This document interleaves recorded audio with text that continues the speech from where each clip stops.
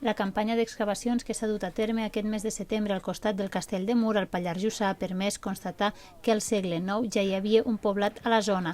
Es tracta d'una data força anterior a la construcció de l'actual castell, que és del segle XI.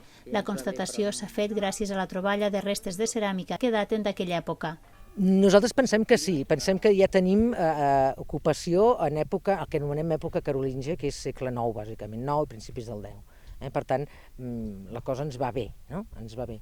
Ens agradaria trobar coses més antigues encara, i ja veurem. D'una banda, s'ha excavat al costat del mur ciclòpic, una construcció que ja donava moltes pistes de la presència d'un hàbitat a la zona i que, de fet, ja se sabia que era anterior a la construcció del castell actual. En aquesta zona s'ha pogut baixar fins als nivells més baixos i arribar fins a la base de l'assentament, on s'hi ha trobat un mur mitger amb només 2 filades, de manera que està molt esgotat. I l'altre sector és aquest d'aquí, que vam obrir a màquina, perquè l'any passat vam fer unes proves amb uns geòlegs també de la Universitat de Barcelona, que van fer tomografia elèctrica i van veure que aquí hi havia molta més resistència. A partir d'això vam dir, bueno, doncs potser hi ha enderroc, però hi ha estructures, i vam decidir excavar aquí.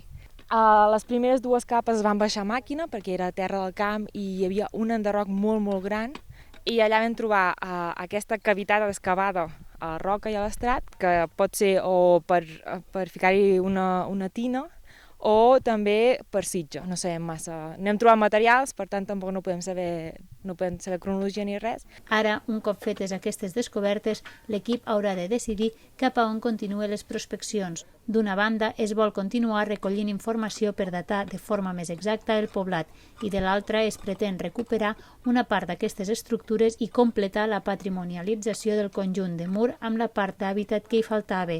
Els treballs han anat a càrrec de l'equip del Laboratori d'Arqueologia Medieval de la Universitat de Barcelona i ha comptat amb el suport de diverses institucions del territori.